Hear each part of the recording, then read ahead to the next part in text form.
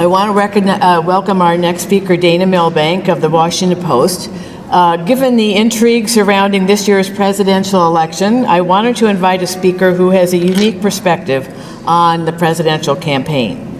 Our next speaker, Dana Milbank, covers national politics as an opinion writer for the Washington Post, and his remarkable wit and his ability to glean political nuances have been cultivated during his coverage of the last 5 presidential campaigns in his many years covering Capitol Hill. As Chris Matthews put it, Milbank is, quote, a wonder at the anthropology of this town and at understanding the way the sociology of Washington works today, unquote. Prior to joining their editorial team, Milbank wrote the Washington Sketch for the Post. He has also worked as a staff reporter at the Wall Street Journal, senior editor for the New Republic, and has been a contributor to MSNBC and CNN. He is also the author of 4 books. When I'm in Washington, I always look forward to Dana's columns. When I open the Post, I go to them almost first, look to see if he's in that day. And I have found his coverage of this election particularly insightful and entertaining. I am grateful that Dana was able to take the time to join us in the midst of his busiest of seasons, and I want you to join me in welcoming Dana Milbank of the Washington Post.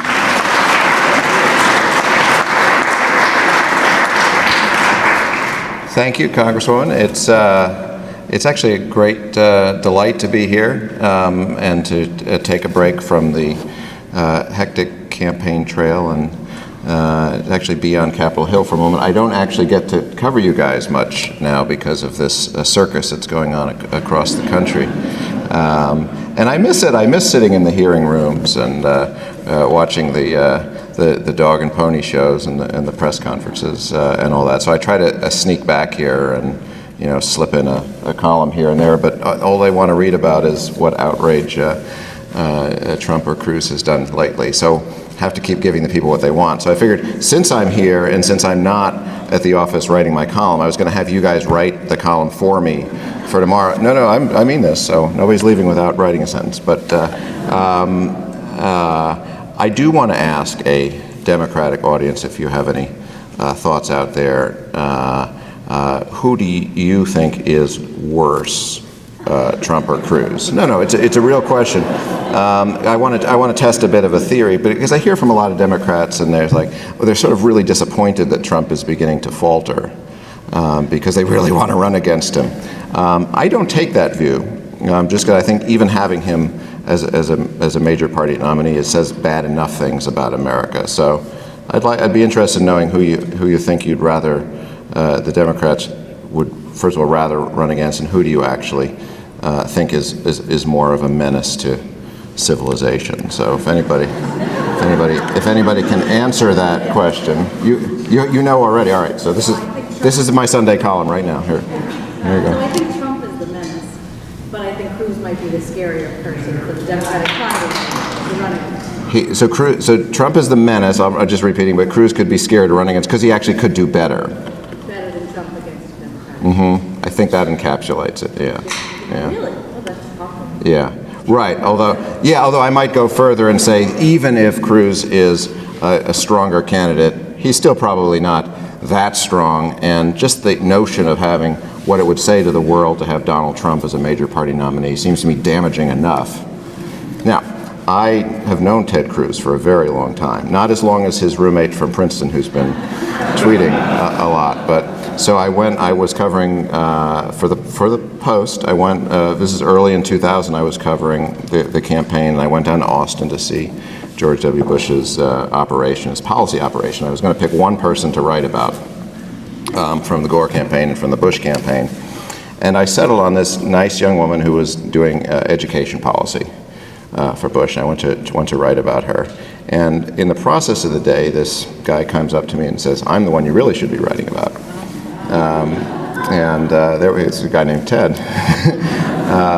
There was also a young lady named Heidi there on that same policy staff. That's where they met. But he kept at it. He's like, I went to Princeton, Harvard Law School, and he just was going on and on about this. And at one point I went over to Dan Bartlett, who became the White House communications director, and said, who is this guy Ted Cruz who keeps trying to get in the story? And Dan Bartlett just rolled his eyes.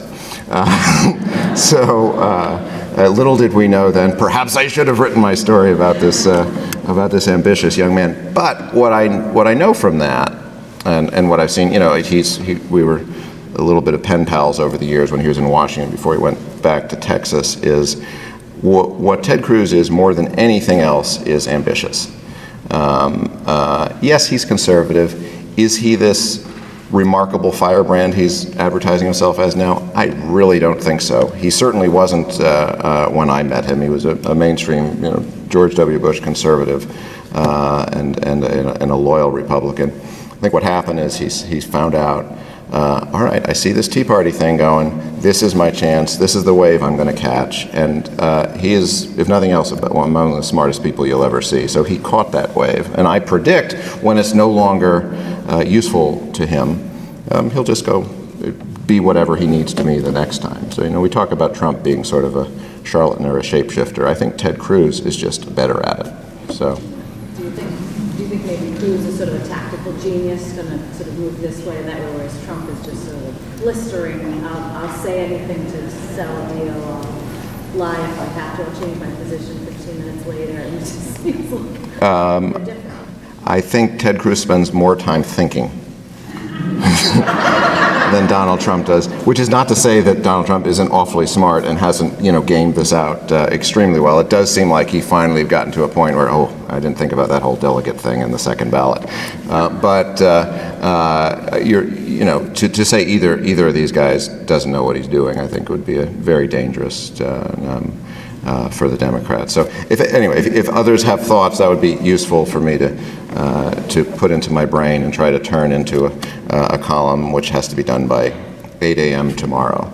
So I figure, after this I'll start drinking, and then I'll start writing at about 5 a.m. just to put the pressure on. But so any thoughts you can contribute would be excellent. So I just run around town and write a column 4 days a week about the presidential, about the White House, about the Supreme Court, about the Capitol, and just try to report back to America as I see it on this foreign country that is Washington, D.C. And I was a foreign correspondent before for the Wall Street Journal in Europe, and it does feel that sort of like how to report back to normal civilization about the very strange things that occur here in the Capitol. But it's probably no longer fair to say that, since strange things are now occurring all across these United States of America. So don't blame us here in Washington anymore. You've all done this out there. Well, maybe not you guys in this room. But anyway, so we could talk more presidential or whatever you. And I'm very serious about this. I need to write this column on this Trump Cruz dialectic. So I'm all ears. Well, I have a question on this way. What this election has really brought home to me is that I really have very little understanding of the life perspectives of different groups of people across this country, compared to my understanding of the world. And, when my kids are watching the debates and other things, they're in astonishment that they don't understand what they're watching. And, just that to me is something that needs to change for many reasons. But this country is so polarized, supposed to be a melting pot, but we're so polarized now how we view the world. Yeah. That's spoken like a typical Washington elite. I've had this feeling too, but I want to offer some measure of reassurance on this. Early in this process, when Trump was, riding high in the polls at, 28%, which seemed really high at the time, I said, look, the guy's not going to be the nominee, and I'm so sure of it. If he's the nominee, I'm going to eat this column. This 21 inches of newsprint. And I was just so sure of it. And then to my horror, the actual voting started, and actual voters, cast actual votes for this man. And I went so far, I actually did a cooking video for the Post. I've solicited recipes, how to cook with newsprint. I've got one of our local chefs, Victor Albisu, is come up with some recipes for me of, how to, what dish to best prepare. And some of them sound pretty good. So I'm is a lot better. Yes, and thank goodness I didn't say I would eat my hat or my shoe. It's like you can get down a few inches of newspaper, but here's the reassurance: we don't know what's going to happen. Anybody who says they know what's going to happen before or in Cleveland is just making it up, because there's no way to know. We can have theories, but here's what we do know: Trump has gotten 35% of the vote so far. Maybe it'll be different in New York, but nowhere has he gotten a majority. So he's getting 35% of the Republican vote, which is even being generous and saying, okay, Republican leaners, 40% of the country. So it's 35% of 40%. It doesn't mean this has turned into Donald Trump's country, and that's why it may look alarming to see large crowds and feel that that he is the choice of this major political party. But it's not as it seems. Nor are they necessarily choosing Ted Cruz. They're just so grateful for somebody other than Trump. So I do feel like the voters haven't let me down. They're trying not to make me eat this newspaper. And if you saw the voting in Wisconsin, I think it was only 61% of those Republican voters said they would vote for Trump if he's the nominee. So the other 39% are either sitting home looking for a third party or actually, voting for Bernie Sanders. I mean, for Hillary Clinton. So it's not as if the country hasn't gone as bonkers as it now appears.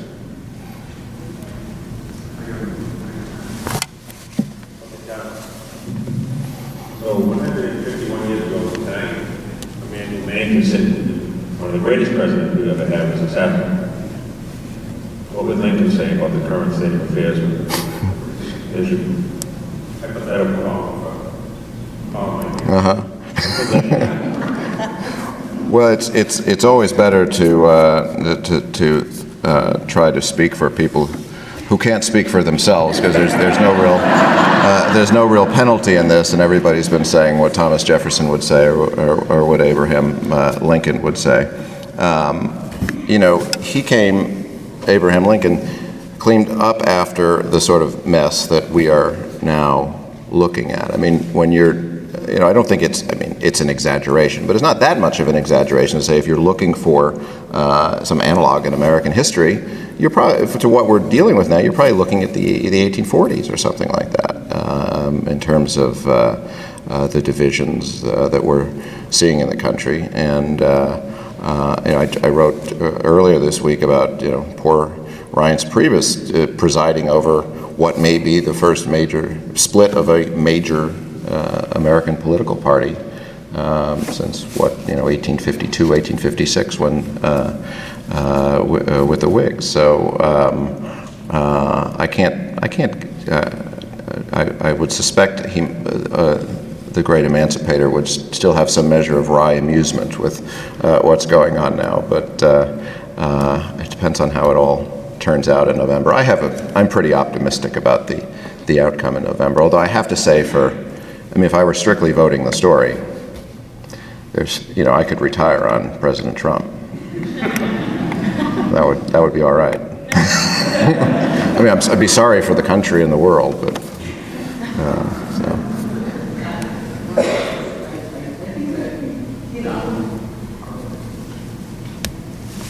You hit on an issue that I think is as scary or unsettling as the Trump presidency.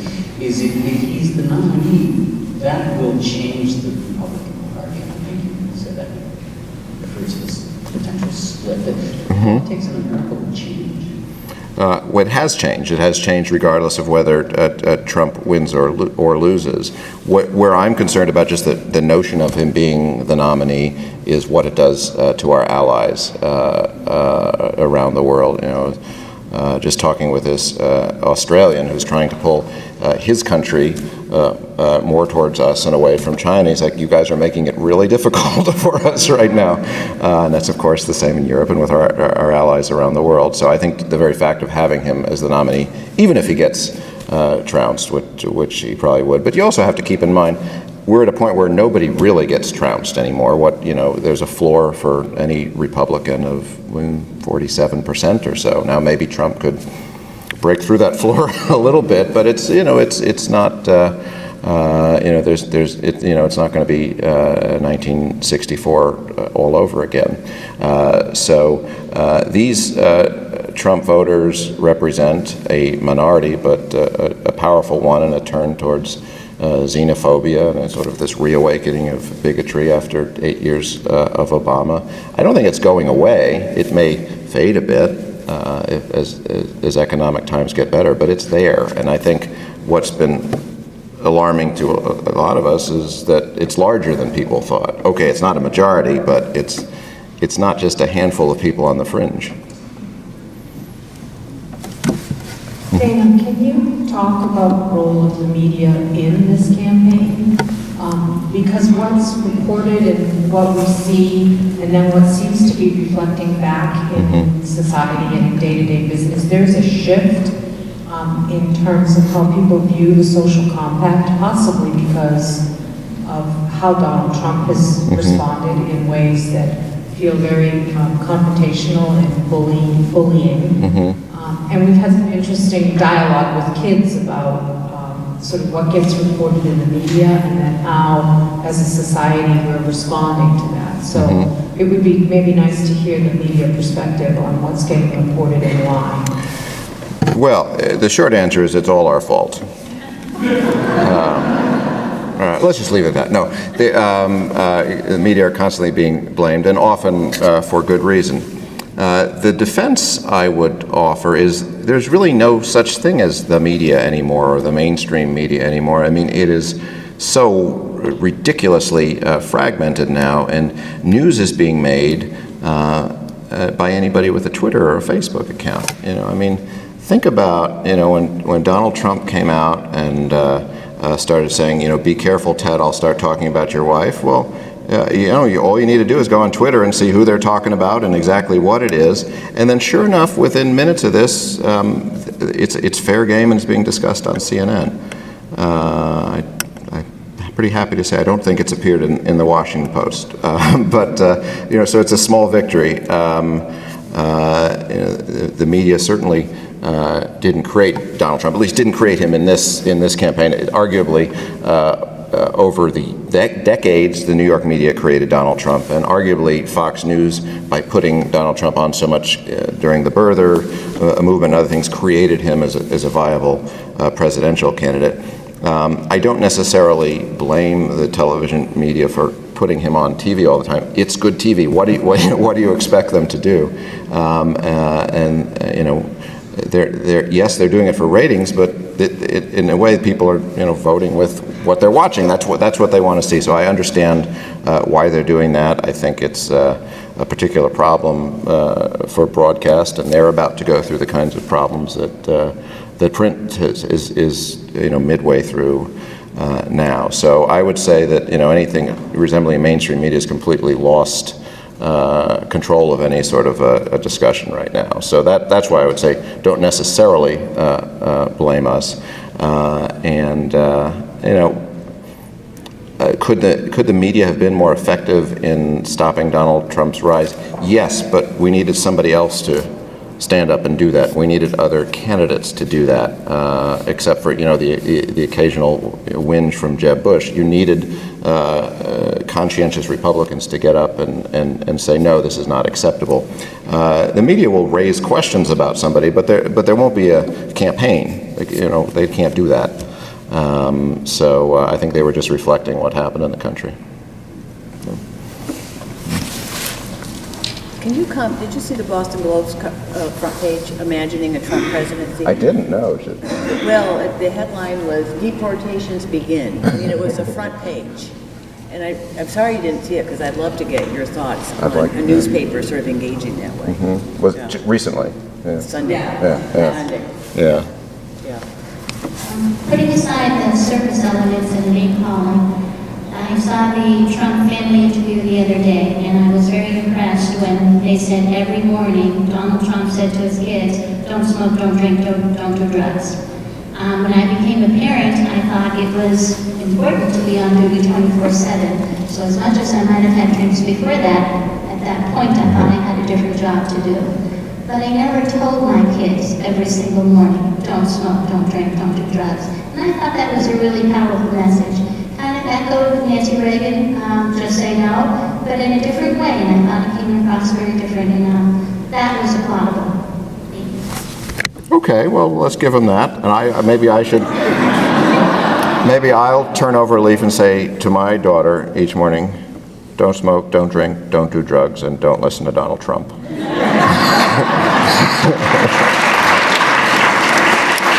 She won't. If she listens to a couple of them, I'll be ahead of the game. Right, he's wildly entertaining, and I've embedded myself in rallies, just to listen to him. He's funny. He's good. There's a reason he was a TV star.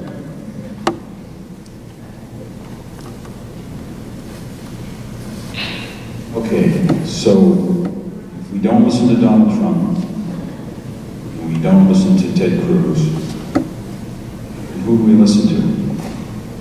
Because I think there's a lot of dissatisfaction out there, and I don't see any viable candidates on the other side here. So what do we do as a nation? Mm-hmm.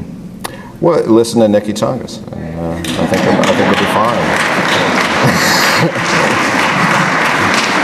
Now, meanwhile, can I just say, the highest percentage Donald Trump got anywhere in the nation so far? Massachusetts. Mm-hmm. What's up with that? So.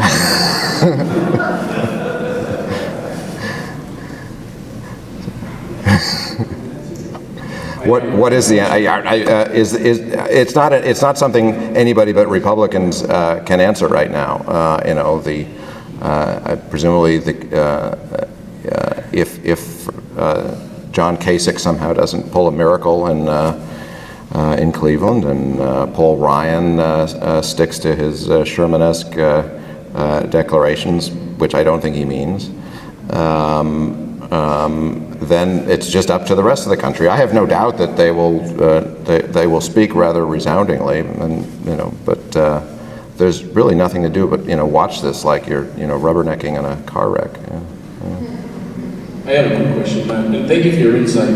But one thing that I always thought was lacking is why can't the media, or why doesn't the media drive more discussion about issues that I think the people really care about, which are jobs and the environment and their families and housing and healthcare? But it seems to me that the headlines are all about whatever the candidates say that is kind of dramatic and so on. Mm-hmm. But it seems like there's a void, and it seems like and I'm not being critical by any means, I'm just a No. I don't mind but it seems that's what people really hear about, and it seems like it doesn't go after that. We hear about the emails, and we hear about all the other issues that I don't think anyone cares about, but the real issues I think seem to be lacking. But I'm just casually observing that. Yeah, I agree with that in principle, and it's not just during this campaign. It's always been the case. The problem is there's a disconnect between what people say they want to read or view and what they actually read and view. Back when I was working for the Wall Street Journal more than 20 years ago, I went to write about this magazine. I think it was called Hope. It was dedicated to it was up in New England. It was dedicated to just writing good news stories. And of course, they went out of business within a few issues.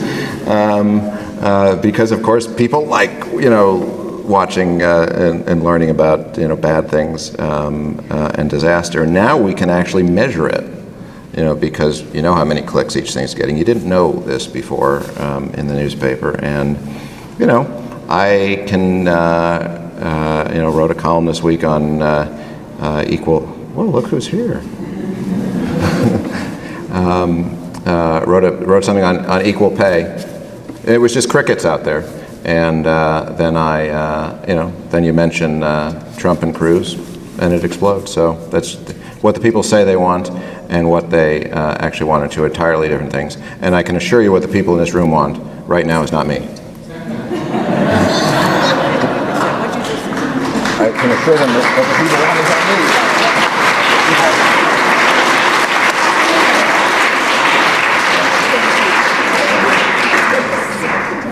Well, I want to thank Dana.